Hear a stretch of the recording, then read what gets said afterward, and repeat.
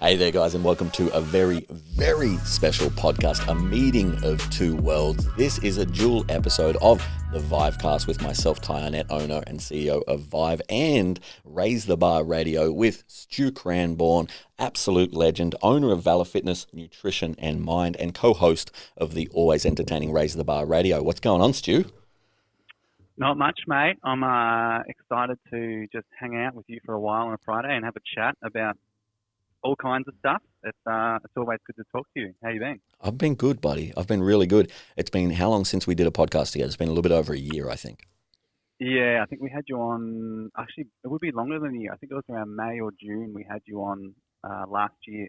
Love it. I think my blood pressure has just started to get back to normal after that podcast. That podcast was pretty passionate and fiery, if I remember.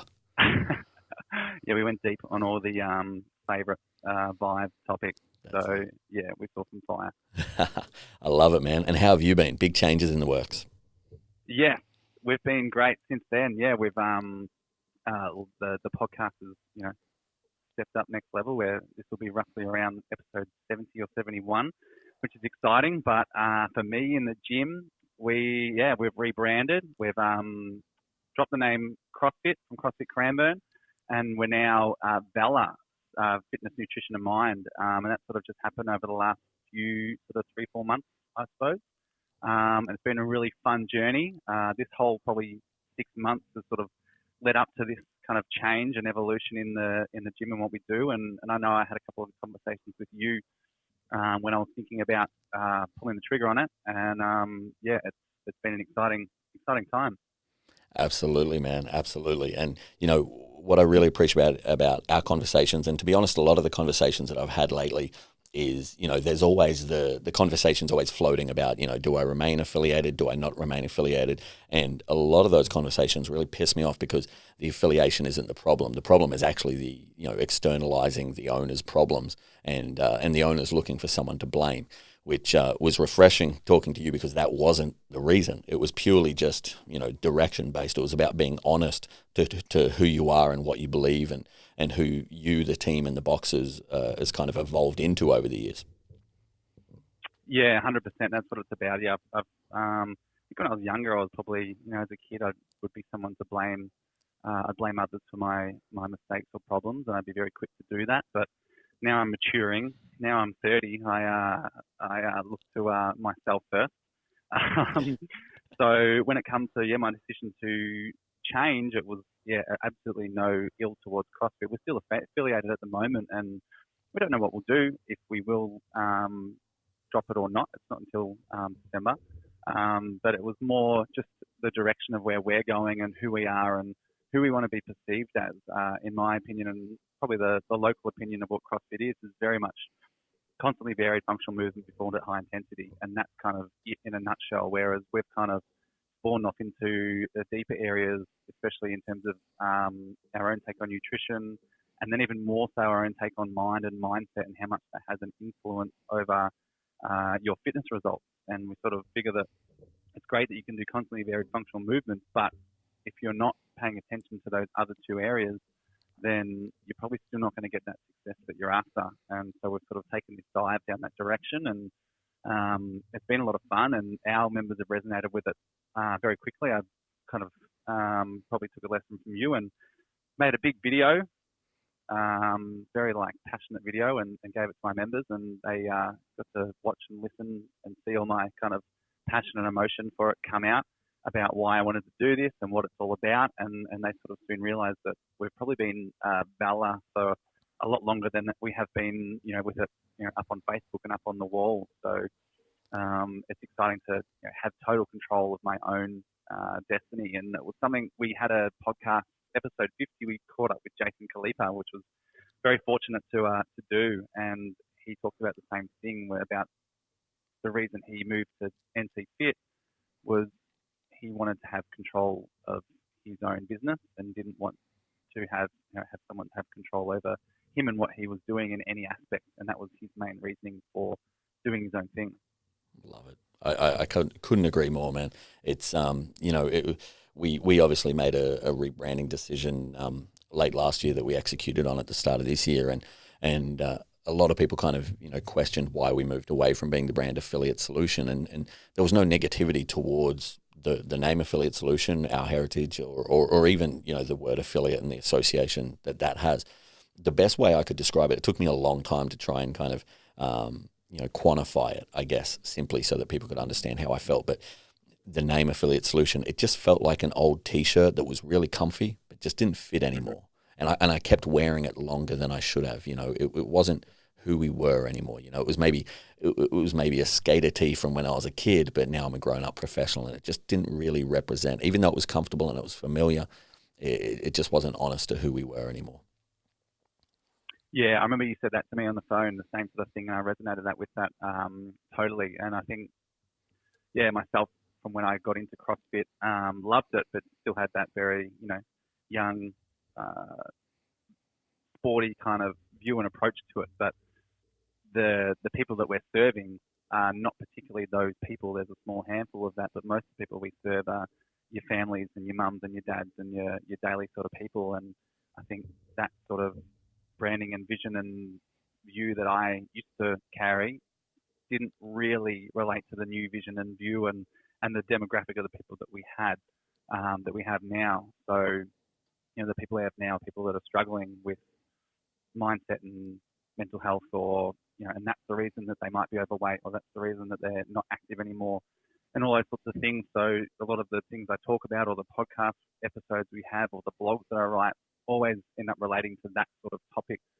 So, we ended up kind of coming up with this concept and that's why it resonates with people. Like, the actual name Valor is just an old term for courage, shown on the battlefield, which there's not really that many battlefields that we experience, anymore. It's not like World War One or the ancient days where, entire, civilizations got wiped out.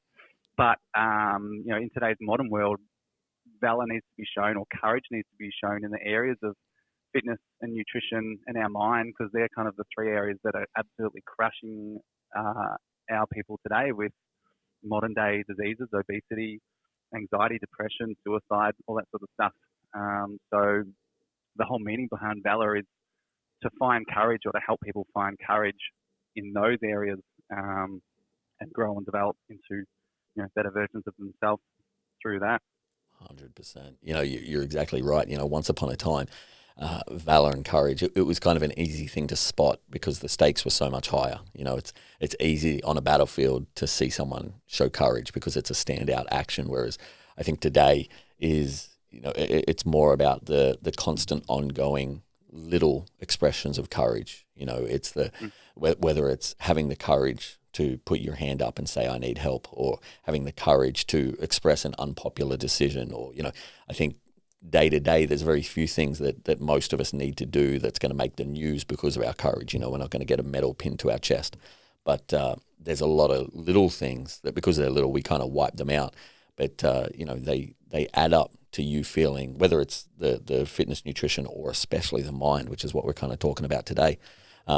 They add up to how you feel about yourself, how proud of yourself you are, how much you trust yourself. And it's a big deal. I think it would be, I don't want to say it's a lot easier to charge the trenches in World War II, but at least it's a little bit more obvious what needs to be done. Whereas today, I think people are a little bit lost about how to express themselves, how to express their courage and their valor. Yeah, definitely. And I recently read Mark Manson's latest book, Everything's Fun.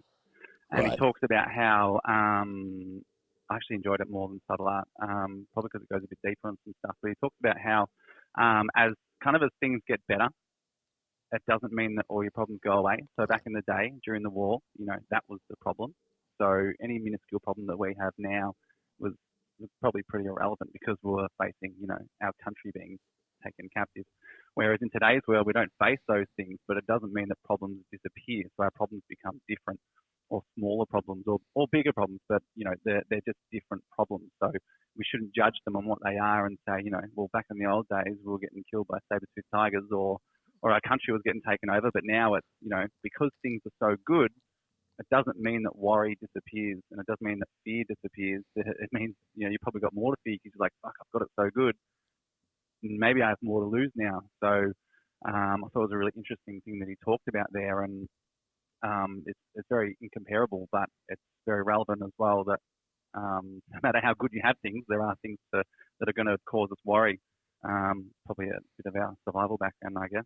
Yeah, absolutely. Kind of the more rare that a struggle is, then the more that seems to be such a big deal. And we live in such a good time where things are so damn easy that the little things, they can seem a lot bigger. And I love that point that we can't just make a contrast of well, my grandfather had to walk 400 miles in the snow while getting shot at just to go to school.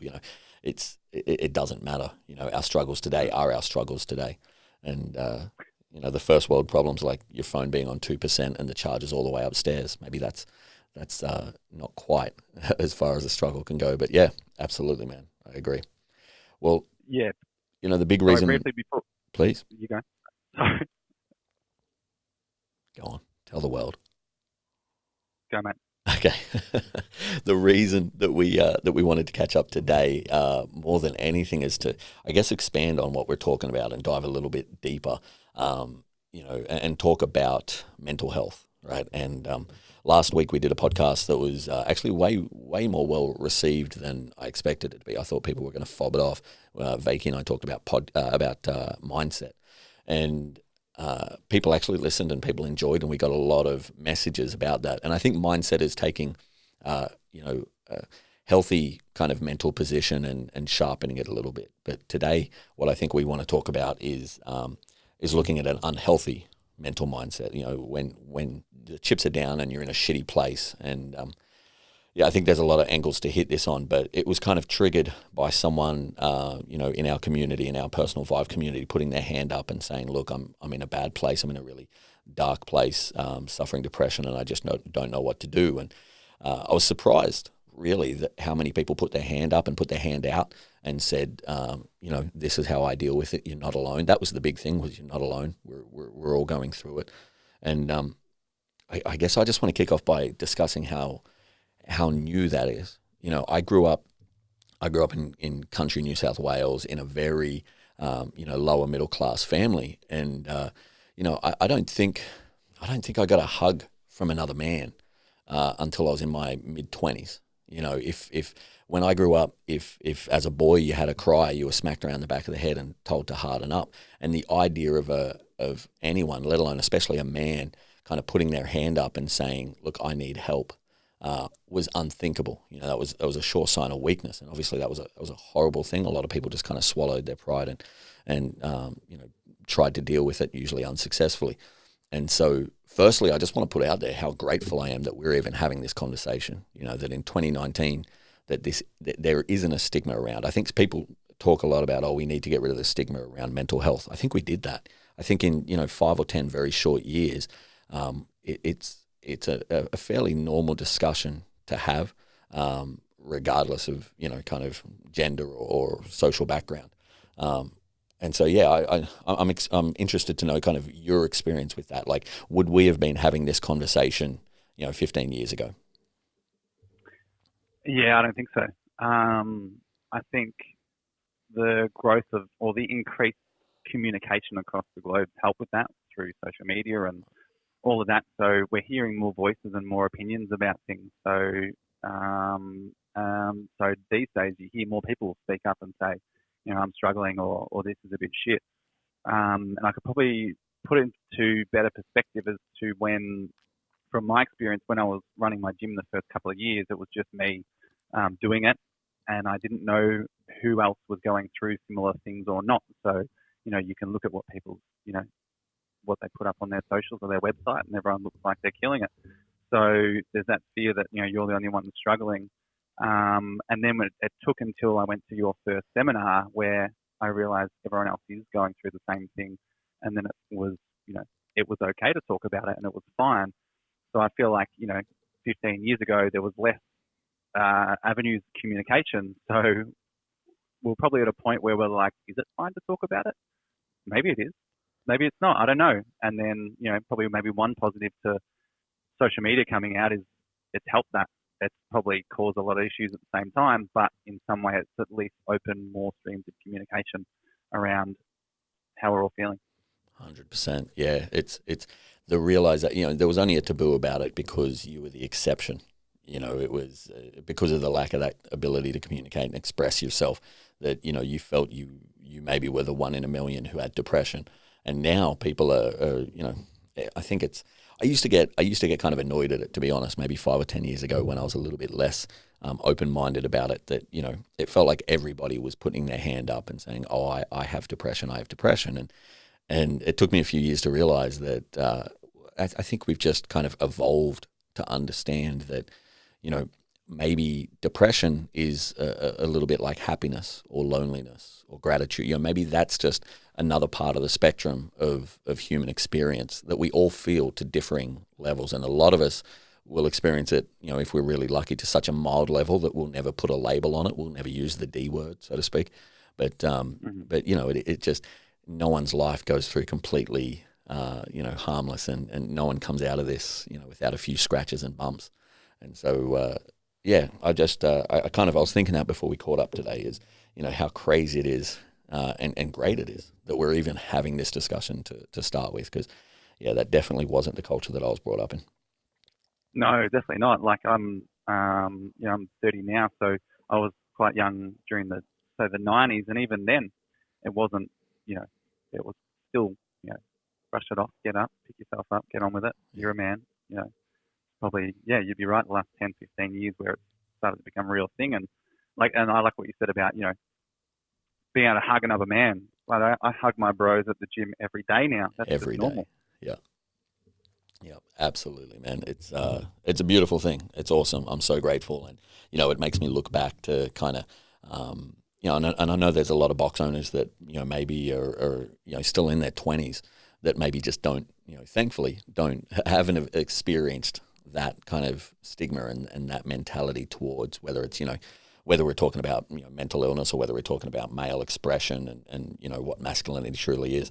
And so just so you guys understand, it hasn't always been this way. It hasn't always been this good. So be very grateful that we can talk about these things openly and express ourselves. So the reason I think this is an important topic, I'm sure there's some people who are kind of listening to this going, hang on, Raise the Bar Radio, VIVE Group podcast. I was expecting, people to be talking about, programming and fitness and business and growth. Why the fuck are they talking about mental illness? Well, it's because on a normal week as a business coach, I deal with, anywhere between 2 and maybe 4 or 5 messages from box owners who are expressing some sort of problem in this area, right? Sometimes it's minimal, right? They're a little bit down, their mentality's just a little bit shot. They need just a little bit of a kick up the button, a redirect.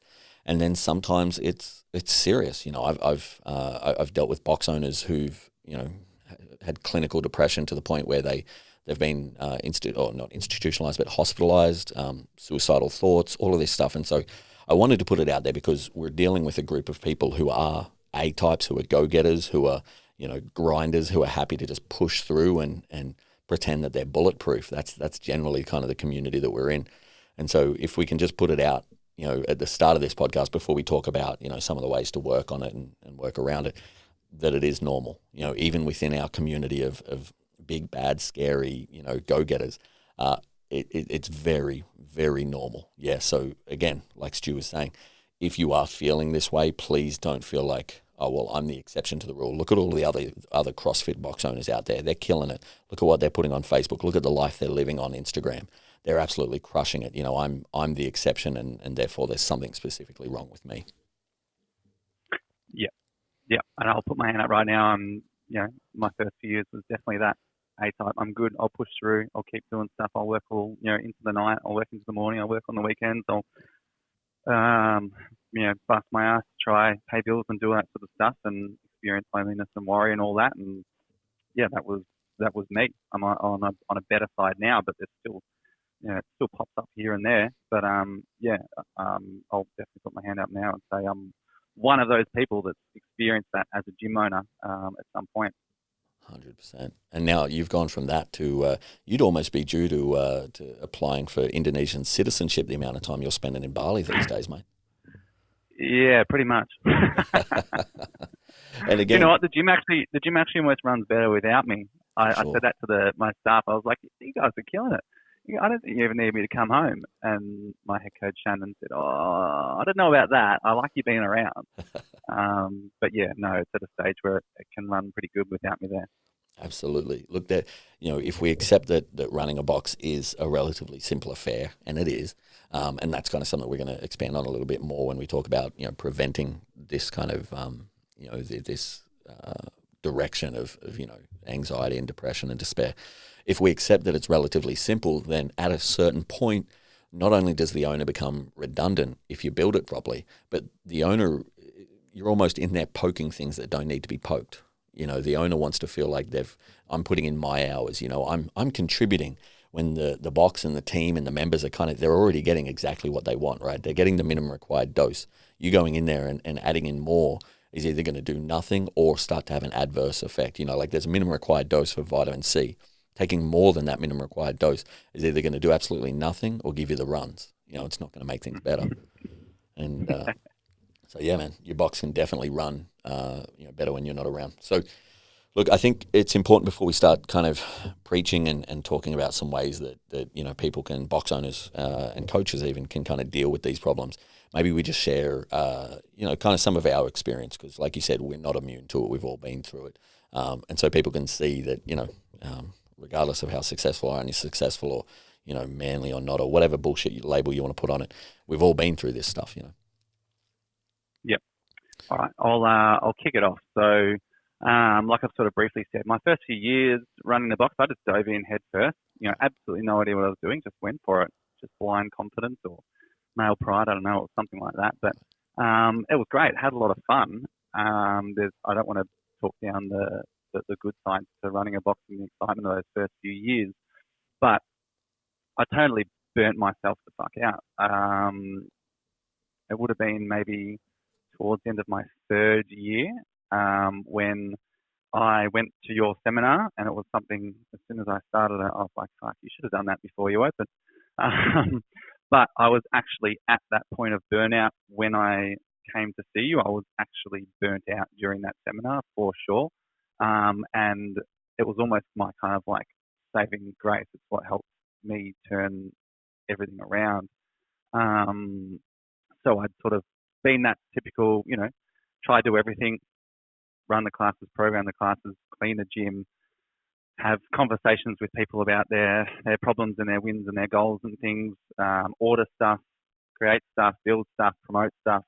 I did everything that I could do for a while. And then I got a couple of coaches on, and all they did was, I just got them to coach, and I continued to do everything bar half the coaching, which was still, probably more than 15 classes a week.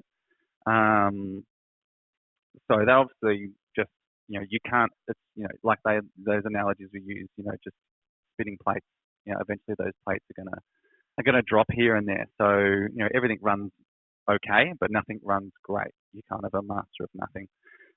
So things were pretty good. Members were pretty happy, but there's holes here and there. There's coaches that are getting a little bit unhappy with, how things are or how much, whether it's lack of communication or whatever, anything. So I had a coach who was a fantastic coach who did a great job, just got, I guess, frustrated with me or how it was running or, the things he would, love to do differently or better or whatever. And he, I guess, maybe voiced his problems to whether it was his partner or whoever else. But then his, like how, voices go, they spread eventually. And it created a little bit of a divide at our gym as well. We're a gym that was been prided ourselves on having such a great community and culture. And it still did, but it created, I guess, maybe you call it like a clique or a section of the gym where there was this issue. And I was oblivious to it for a while. But during that period, sort of leading up to your seminar, I had my house broken into. Because I was so exhausted, I didn't wake up to the young fellas that broke into my house and stole my car and took it joyriding for a few days. So that was stressful. I had the gym broken into twice. So, windows smashed. So you've got excess fees there. iPad stolen, petty cash stolen. Then that gets fixed up. A month later, it happens again. So on top of trying to run life, run the gym, have a 2-year-old daughter, do all those sorts of things. It just built up to a point where I was absolutely fucked, and I still didn't realise that I was running on something. I don't know what it would be. I don't think I'd better do it now. But I had a mate's wedding, best mate's wedding. He actually said this. He said probably would have been his best man, but he realised I was so busy that he didn't think I'd be able to do the job for him. So I was just one of his groomsmen. So That's a bummer. to hear that a couple of years later, it didn't crush me anyway, but I got it. I understood and I took responsibility for it. But then we went away with them after to Bali, to Indonesia as I do. And after it, usually I'm a bit refreshed, and I wasn't. And for the first time, I wasn't refreshed at all. And it was so strange. I was still exhausted. And I came home to a shitstorm. I had upset coach. I had some members, pissed and wanting to leave. Just a whole little mini coup going on, and that just kind of put me to a tipping point. I just wanted to explode. Not to a stage of depression. It was more just a stage of stress. I was snappy. I was tired beyond any form of level of tiredness I think I've ever experienced. Never experienced that ever since.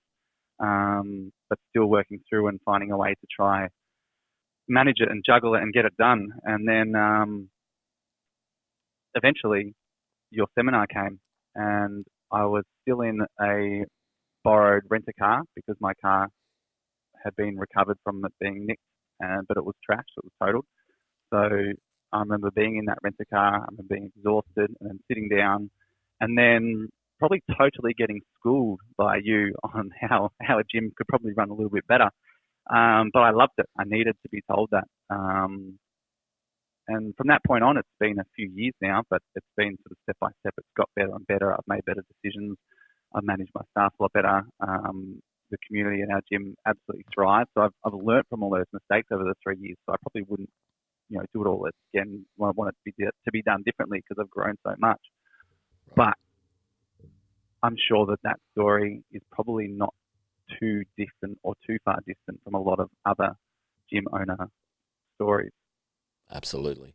And that's kind of beside the car getting broken into and house and stuff like that. But everybody, maybe it's their mum passed away, or a family member got sick, or they got sick or something like that. Like we've all got those compounding issues that just add on top of running a box. They just kind of tip the scales. I reckon you're at kind of you're managing, and then one of those kind of something that happens outside your control. Right. Kind of just sends it over the edge, and that's when burnout occurs. Absolutely. And obviously it wasn't just, you came to the seminar and I fed you a magic pill and you went away and everything got better. So what was it that allowed you to clear your mind and to kind of get out of, what were the habits that allowed you to kind of escape from that place you were at? To realize that I didn't have to do everything. Bingo. To realize that I've been using this analogy quite a lot lately, and it's a known one, to realize that I was bringing everybody fish. I wasn't teaching everybody how to fish, right. Whether it was my staff or whoever I needed help from. I was just, I'll just do it myself. I'll just do it myself, or maybe it's cheaper to just do it myself, all that sort of thing. So you helped me realize that, yes, it may be cheaper to do it yourself, but it's time you could be spending on something more important, and you could be, delegating to somebody else and making yourself a whole lot more effective. That was probably the main key takeaway. Is I just kind of had that realization that I'm like, you need to stop trying to do everything. You need to delegate, and then probably spread from there. 100%.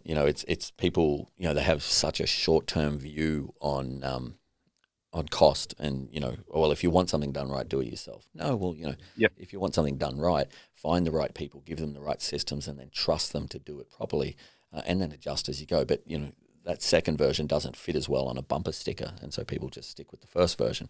And I think there's a lot of humility in it as well. This is a hard thing for a lot of people to hear, but it's the absolute truth. Everything you do within the gym, everything, someone else can do better than you, including coaching. Right. And by the way, if you can't find and train coaches and make them better than you, well, you're just a shitty leader. You know what I mean? But once you understand, the cleaning, someone can actually do it better than me. And I can use that time. What's that time worth? That time's worth $10 an hour. Well, okay, is my Can I produce $10 an hour worth of results with that freedom? Yes, then okay, you go over there and sign up more people, or get retention better, or lead your team, or develop your product, or create direction and culture within your gym. That is absolutely worth more than the $10 that I'm paying this person to clean. And then as you become a better owner, you look at coaching. Okay, well, obviously there's a limitation just on time and effort. I can't coach every class myself, but also, can I pay somebody whatever the magic number is, $40, $50, $60 for the class to coach? And then can I contribute more than $40, $50 or $60 in that hour? And again, theoretically, the answer is yes. The problem is a lot of people are just misusing their time. They're misusing their efforts. I like to think of it as a lot of box owners or business owners in general. They use their time. Like, remember those little super bounce balls you used to get when you were a kid? You'd throw them, they'd go off 20 different walls in a second, and then your mum would yell at you. That's kind of how most box owners are using their time, right? They're blocking it out into these little 15 and 20-minute tasks. They don't know what task is going to come next. They're kind of reacting as things go. Whereas when we look at successful box owners and business owners in general, they treat their time and their task management like a bowling ball. You drop it and it goes fucking thump, and that's where it stays until someone puts significant effort to put it somewhere else. And I think this is kind of where I wanted to come around to. Because we can talk about mental health all we want, but what are the solutions? And obviously, neither one of us are mental health professionals, so we'll stick to our lane on this one.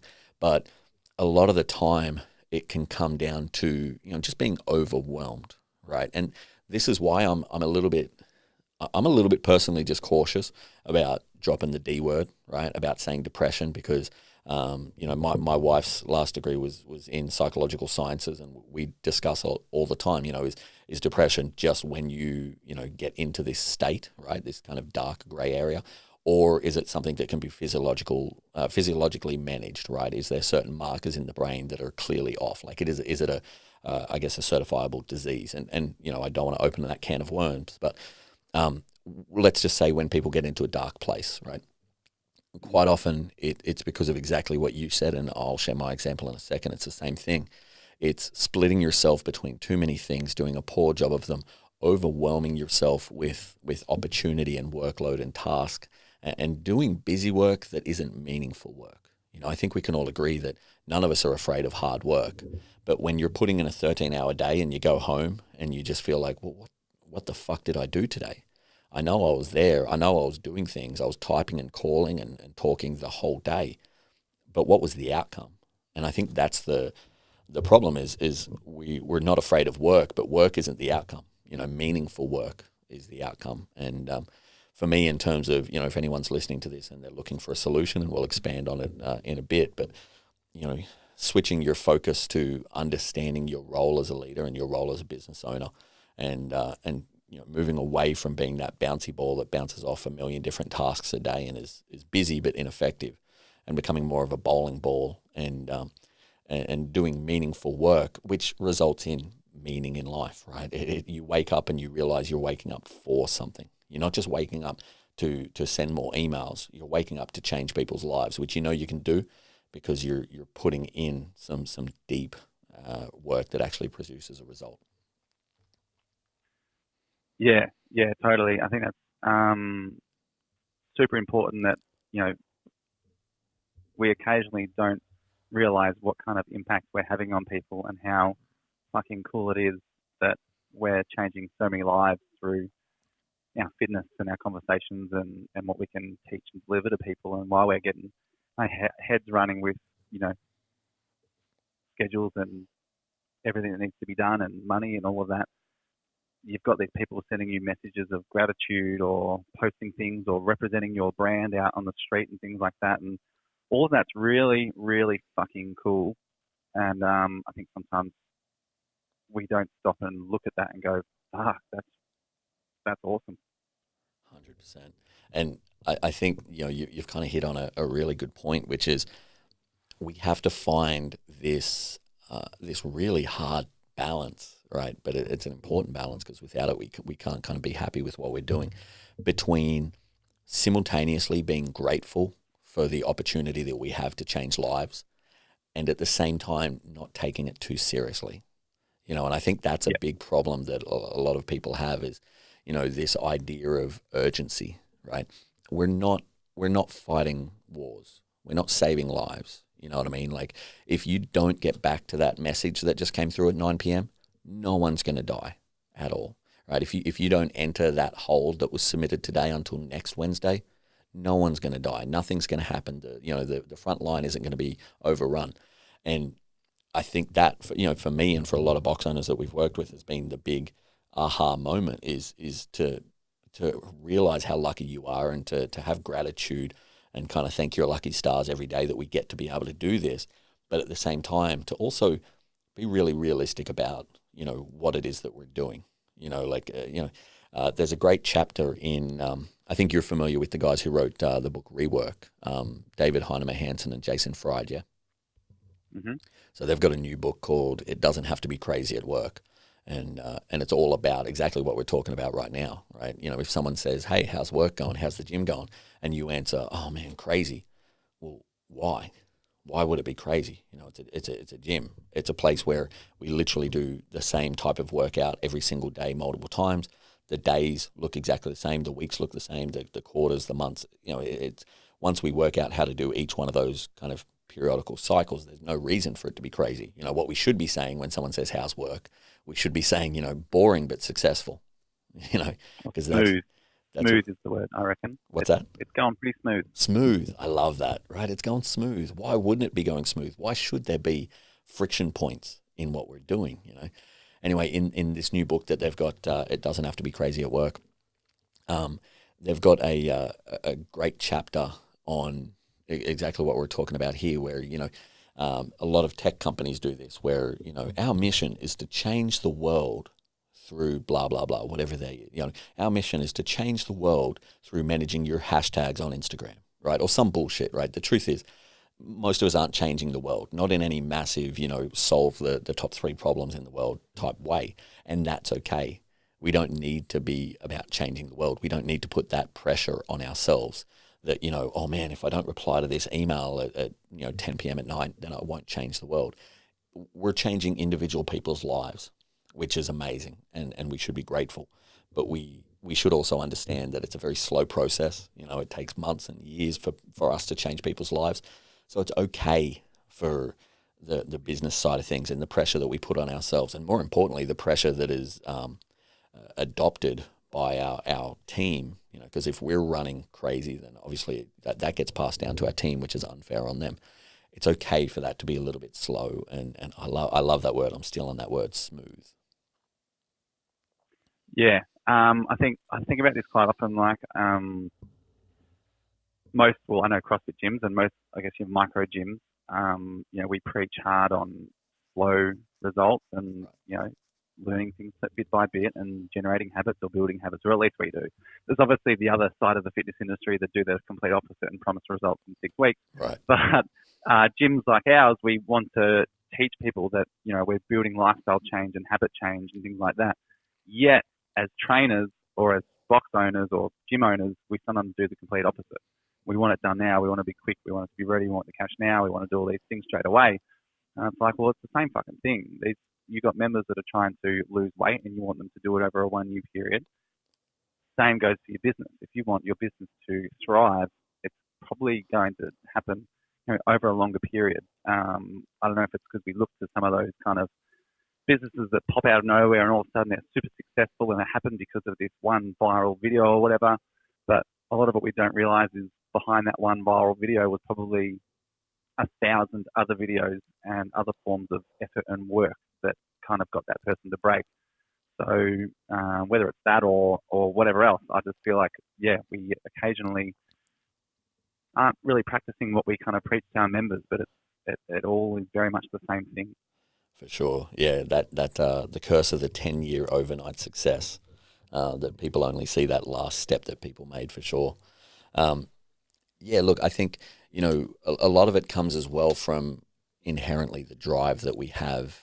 It's very rare. Actually, I don't know that I could point out a lazy box owner that I've ever met, right? It's generally they're the A-type personalities, the go-getters, and this is the problem is, we're aligning a very simple to run business with very complex people who enjoy being busy, who enjoy poking and prodding and adapting and growing, even if that growth isn't necessarily positive growth.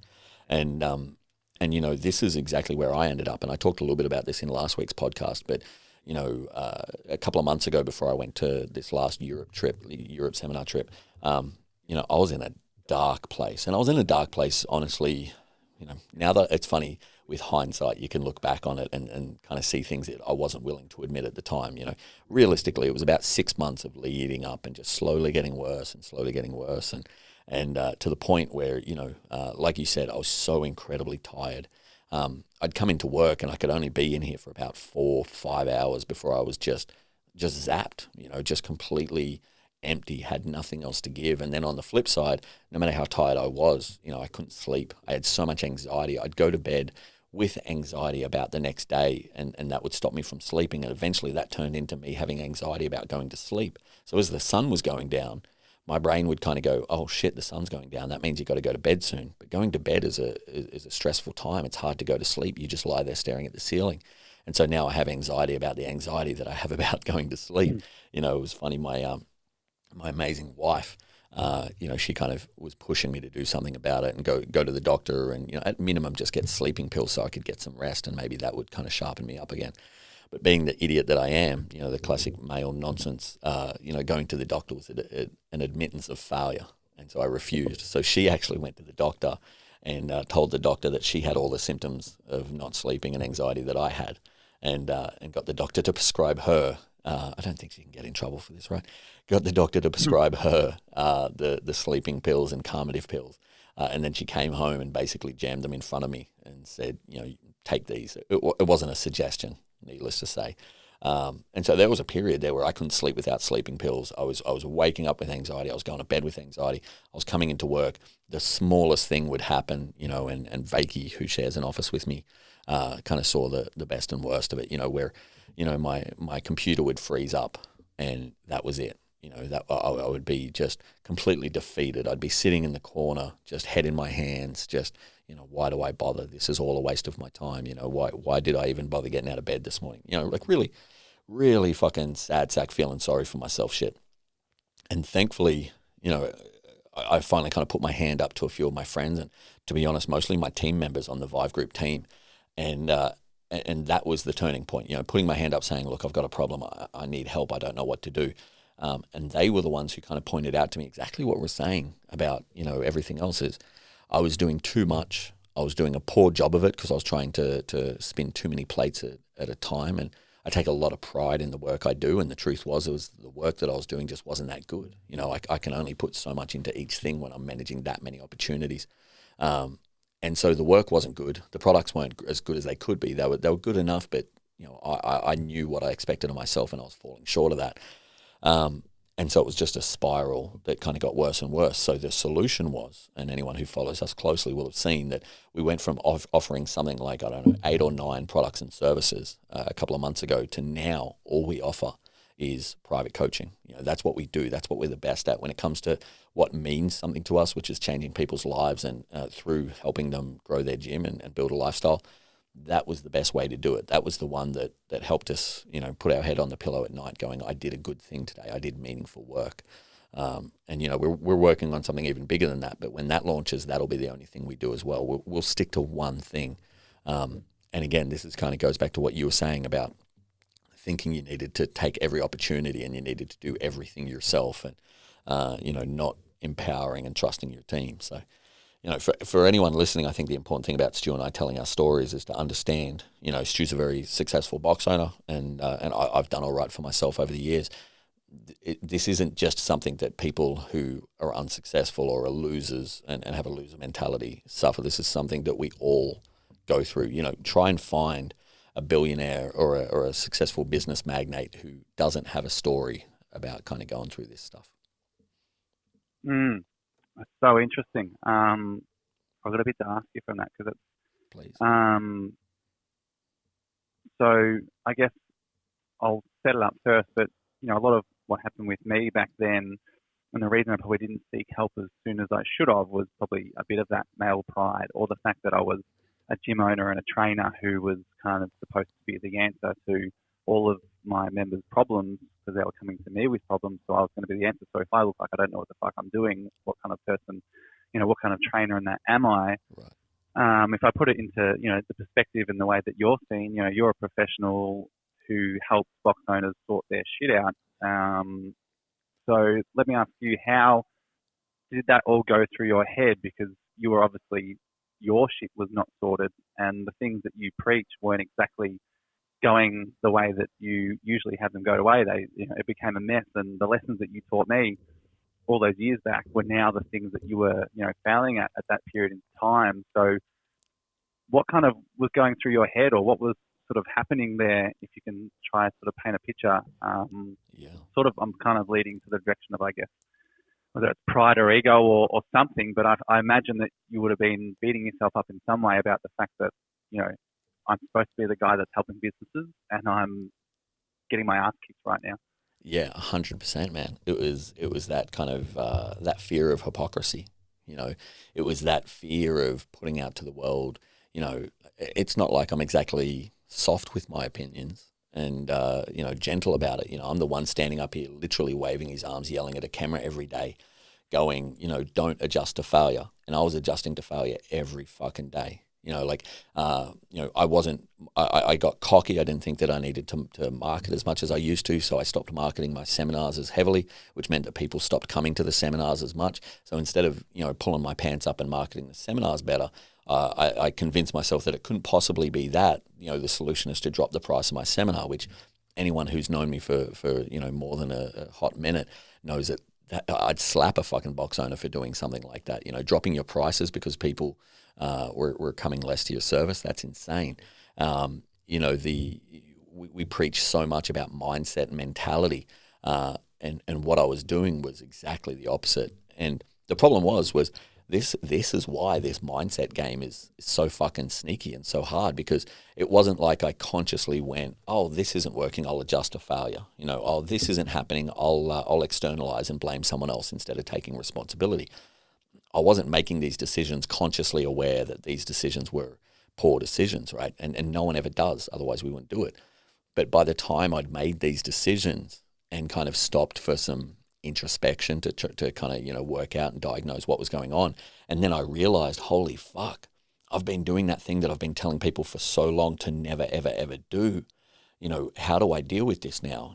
How do I fix this without publicly admitting that I'd fucked up and that I'd broken my own rules, those rules that I scream at people every Friday and 5 Question Friday? How will people ever trust me if I made a mistake? And again, verbalizing it's so stupid and ridiculous. And so it was, I don't think it was ego, because I think ego is usually just like, what will people, how will people perceive my, social standing? It was more, I was afraid of being uncredited. I don't know if that's a word, but my credit and my clout within the community that I'd built being questioned. My legitimacy being questioned because I was making the mistakes that everybody else had made. And it took a long time, and it took, again, my team and other people to kind of point out, look, that doesn't fucking matter. Number one, everyone's human. We all make mistakes. It's about how you deal with them. But number two, the problems aren't going to fix themselves just because you're scared of admitting that you fucked up. And so, I kind of had to take on the mentality of, what, I'm going to acknowledge these problems. I'm going to acknowledge them publicly to my team and to my clients. I'm going to fix them, and then I'll worry about what it does to my reputation later. Whatever damage it's caused to the way people think about me and look at me, I'll deal with that later. But right now, I just have to kind of swallow my pride. But that was a long time coming, man. So yeah, there was a ton of fear there. It went from denial, that no, these aren't the problem is everyone else and everything else, and then realization, and that was scary. That was very uncomfortable. And then yeah, the fear of how do I fix this? How do I acknowledge this without completely losing credibility within the community? Yeah. It's intense. Yeah, I think that's great. That's like, as much as that was shit time, but probably one thing I like to, message I want to just put there to those people that, are totally resonating with this stuff is as much and as horrible and as tough as all of that was for you, I'm sure the other side of it, overcoming the challenges of it all and finding your way through it, you almost probably wouldn't have it any other way because you've learned some lessons and probably now bigger and better as a result. 100%. I'm so happy right now, man. I haven't been this happy and this focused in years. I've never been this productive. I've never been this focused on a singular goal. I've never been this excited about working with gyms and working with anyone who puts their hand up. I've never been this present as a father, and a husband. I can definitely look at the way I act in those roles and feel proud, which has been hard because, I've always justified, I need to travel the world and I need to, be away from my family for 6 weeks at a time on seminar tours because I'm providing for them. And so there's always been a lot of guilt attached to that, how my role as a business owner has affected my role as a father and a husband. And I've never felt better about those roles than I do now. So all in all, things there's always room to grow, but I feel like I kind of came out of that spot. And the crazy thing was the turnaround period for me from being sitting in the corner, head in my hands, just total and utter despair. Dude, I was almost ready to send my resumes out. I was almost ready to I've had a few job offers over the years to work with people in kind of our space. I was ready to put my hand up and take those jobs and just run away. And again, to anyone who knows me even a little bit, we've got a skateboard up on our wall up in the office there that says unemployable because that's who I am. I couldn't imagine working for someone else, but I nearly did it because I was in such a dark place. And to go from that to on the way to where I am now was honestly, it was a I don't know, maybe a 72-hour period. And it was a credit to Vakey. He kind of worked out. We talked about it. He put his friend hat on, and we worked out what were the things that were causing me anxiety the most. And I was avoiding them. And it turned out it was just 3 or 4 things. We fixed them. We put in a good kind of couple of days of solid 12, 13-hour work days to get them out of the way. I'd been avoiding them for up to 6 months. We got them out of the way, and it was like a weight had been lifted. It was a massive, massive deal. So, yeah, massive props to him and to the rest of the team who kind of helped me pull out of that. But I guess what I'm trying to say is to anyone who is in this position, understand that, it might have taken you 6 months to get into this position. It doesn't necessarily mean that it needs to take you another 6 months to get out of it. Yeah, that's it. The pathway or the answer or the direction that you need to go could be just there, just around the corner. And it can only take something little. It could just take a conversation with someone. It could take, a moment to just go off and be on your own and kind of look at everything from a different perspective. Might take, 1 hour in a float tank, who knows? But probably, if you can just get out and get away from your space and look back into it from a different perspective, try open your mind up to everything else that could be there, and also probably look at your troubles and problems and challenges and look for what opportunities are there, because a lot of the time something fresh or new or better comes directly out of that problem. And when all we do is see a problem as a problem, it only remains a problem and it never gets better. So whenever I'm struck with something now, I sort of, rather than closing down, my eyes open bigger. I'm like a fucking owl. I'm like, sweet, where's the opportunity in this? What's going to come out of this? What conversation with somebody might happen that might flip this whole shit around?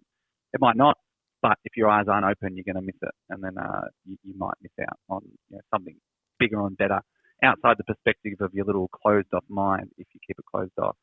For sure, 100%. I've found a really good way of, a practical way of expressing that is I talk to everybody I possibly can about this journey, because I think it's important that we learn from it. You can't just come out of the other side and go, well, that happened, and then move on, because you're bound to repeat the mistakes of the past. And so the first thing that I did, while I was still kind of going through a bit of a process to make things right, thankfully, I travel a lot, which means a lot of time by myself. And this last trip was the first trip in about 3 or 4 years where I've traveled entirely by myself, no staff, no family, no nothing. And it meant a lot of time, a lot of evenings in in a hotel room by myself and a lot of time on an aeroplane by myself. And so I kind of journaled through the problems. I journaled through all the things that, with a little bit of hindsight, I realized that were affecting me. And then I looked at, kind of reverse engineered from each one of those physically on a page. I've got it in one of my books.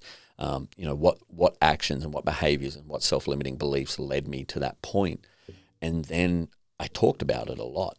I caught up with just a week ago, last week. I caught up with an old buddy that I hadn't seen for a few years, and we had a few beers and we got chatting for probably 10 hours. We were probably hanging out together all afternoon and then late into the night, and I found it really not just cathartic to talk about, hey, this is where I was and this is what I went through and this is what caused it and this is where I am now and this is what I'm doing to make sure it doesn't happen again. But expressing it, it's kind of like telling a story, right? And a story that you really want to remember until your dying days. You've got to tell it again and again and again, and you've got to let it resonate. You've got to hear yourself talk about it, and you've got to hear people react to it. And everybody I talk about to this, they have a different reaction. So, I talked through it at depth, obviously, with my wife, but I've also talked through it with most of my friends. I've talked through it with, my mum and my uncles, and when people, this isn't a counselling session, but when people go, oh, so how's work going? You go, yeah, you know what? If I'm being honest, I was going through some stuff. I realised blah, blah, blah. And, just give them like a 3-minute, deal about it and that's it. But for me, it's not really for them. It's not really to inform them or to complain at all. It's for me to work through it and to hear myself say it out loud, and for me to hear myself say those mistakes that I made again and again and again, so that, we're bound to fall into those old habits. But at least if I've made myself aware of it, 30, 40 times by telling that story, then hopefully I'll at least catch myself when I'm leaning towards that habit. Yeah, and I bet even sharing it right now probably helps you go over it again.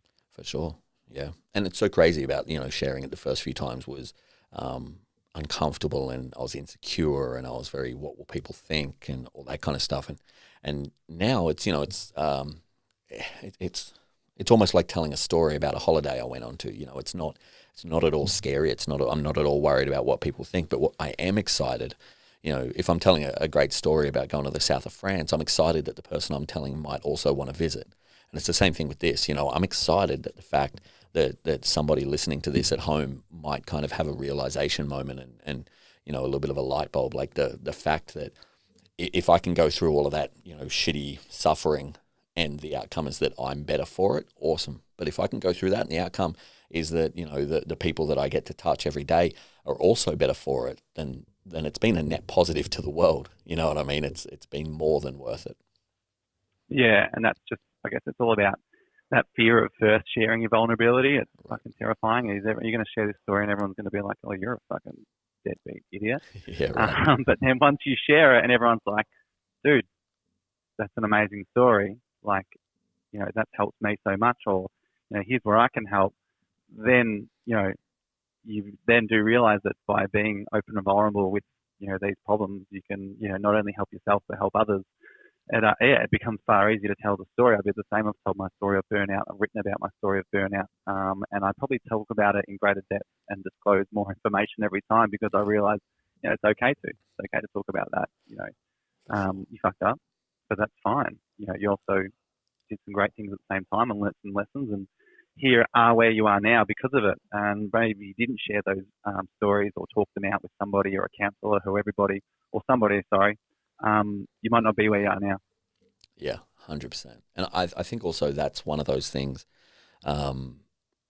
obviously I guess we probably should have opened this podcast with, if you are experiencing anything like this, regardless of how serious it is, talk to a professional. Cool. This podcast is whatever. This podcast is great and it's fine, and maybe you can nod and relate, and maybe it gives you a little bit of direction. But, if I could have my time again, I didn't go and see anybody. Again, I felt like if I went to see somebody, that was an admittance. Only people with depression go to see a counsellor, and I didn't have depression. That was a swear word as far as I was concerned. I was just bummed out. I was tired. I was whatever. Call it whatever you want, but I just wasn't willing to put that D word out there. But I wish I had, because I think, like I said, I went through it. It built up for 6 months. And if I had have just talked to someone who has a trained eye and who can see these self-destructive behaviours, at month 3 when I started losing sleep, then maybe I never got to month 6. Maybe I'd be, as a business owner and as a person and as a husband and a father, maybe I'd be 3 months ahead of where I am now. So I can't stress that enough. That if you are going through this, cool. Talk to your friends, listen to idiots like us talk about it on a podcast. But if you're listening to this and think, oh, cool, these guys have insight, understand that this is 2 guys who have no fucking idea what they're talking about, and we have insight. So imagine what someone who does this for a living, imagine the insight that they have. That's the way I kind of look at it. Yeah. Have you ever been to a psychologist? Yeah, I have. I'm Yeah. still, if I'm being honest, I should go more. I think I've been twice in my life. I definitely should go more. We talk about insecurities and all that kind of stuff. I'm self-aware to know that is the next level of insecurity for me. I'm still I'm very afraid of judgment. I'm very afraid that this person that I have no relationship with whatsoever is gonna hear my deepest, darkest thoughts and my self-destructive thoughts and judge me, and I know that's silly. And so maybe you guys will listen to this podcast version 2.0 in another year's time, and I'll be telling you the benefits of my weekly counselling sessions. Who knows? But yeah, I definitely see value in them, and I've definitely sent a lot of box owners to see counsellors. I've done that many times, which again is probably hypocritical of me, but as long as they get what they need. I voluntarily went a few months ago, mainly because of the like what you're talking about, that stigma or that pride or whatever. Like, I'm still too proud to go to the GP. Right. But I decided to go to the psychologist. I had to, I went and got my healthcare plan, and I felt like I had to kind of like exaggerate my issues just to get the healthcare plan. But I went there and I did it mainly just to help show people that it ain't all bad. It's not scary. It's something we should all do. And I had 3 sessions and got to talk some stuff out. And I wasn't going through anything troublesome a couple of months ago. I was actually on a great run and excited. But it was even good just to talk about a few things. And I did bring myself pretty much to tears in my first session, talking about something from ages ago that was really not too relevant to now, but I just felt like I had to get it off my chest. And totally 100,000,000% worth going there. And if I am dealing with something tough again, that's the first place I'll be going for sure. I love it. I think also, just kind of thinking it out loud, what attracts me to the idea, I guess, and again, this is maybe it's a bullshit man thing or a toxic masculinity or whatever, but I guess almost paying to pass on the burden to somebody. I think there's definitely times and certain subjects that play around in my head that I don't want to burden my wife with it. You know what I mean? There's a big difference between complaining about the day at work and, bringing up something from your childhood or past, jobs or something from the army or something like that. Like you don't want to take this off my chest and just immediately put it on somebody else's. So I guess what does attract me to the idea of counselling is the idea of literally, in the same way that you pay somebody to clean so that you don't have that burden, almost paying for the burden to take this weight off my chest and put it on someone else's whose job it is to do such a thing. Yeah, definitely. And then I sort of found I came back from my visit and then talked about it with my wife, but rather than being someone to kind of give me answers and lean on, it was more just sharing, and that helped quite a lot too. I love it. Man, we went deep today. We did. It was so deep. I genuinely, I really, really hope that this, can help, at least one person. If anybody is going through this stuff who listens, generally kind of box owners or micro gym owners, but if anyone's going through this stuff, I think I can speak for both of us when, feel free to put your hand up. And I don't know that, after an hour and 10 minutes, I don't know that either of us have much else to say, but sometimes you just need, someone's ear and for someone to go, yeah, cool. I've been through that, or, a lot of box owners go through that. So I hope that we can have helped, just a few people today. Yeah, definitely. And if anyone does want to reach out, I'm more than happy for people to reach out to me. That's more so than someone that teaches clean and jerk and snatch. I'm probably an ear for most people. So quite happy to take on your shit. I'll stick within my lane as a trainer, but sometimes it's good to have someone to listen or someone who's been through similar shit So yeah, you're more than welcome. Just reach me on socials, I guess. Yep. Instagram, Stuart_Cunningham27, or just reach us through Raise the Bar Radio. But yeah, more than happy to help out anybody that might be feeling gym related or not. For sure. I just had a funny kind of flash image in my mind of you helping people with their mental health issues as a coach. You know, they pour their heart out to you, and then you just go, "Well, have you tried getting under the bar a bit faster? Have you tried toes out? Maybe that'll help you with how you're feeling and your anxiety." I love it, man. Yeah. Awesome, Stu. Thank you, buddy. I'm so glad we got to catch up again. And Yep. again, this is going out on both the Vive Group podcast and Raise the Bar. So if you're listening from either one of those communities and you haven't heard about the other community, go and check out Raise the Bar Radio. Go and check out Vive Group. Feel free to reach out to either of us anytime. Yeah, man, thank you so much. I feel better. This has been a counselling session for me. I do. I feel like I'm so glad it's Friday. This is what I like doing on Fridays. So yeah. This has been very self-serving as well. Absolutely. Awesome, buddy. Thank you, buddy. And thank you to everybody listening, guys. Have a great weekend. Yeah. Have a great weekend. Thank you.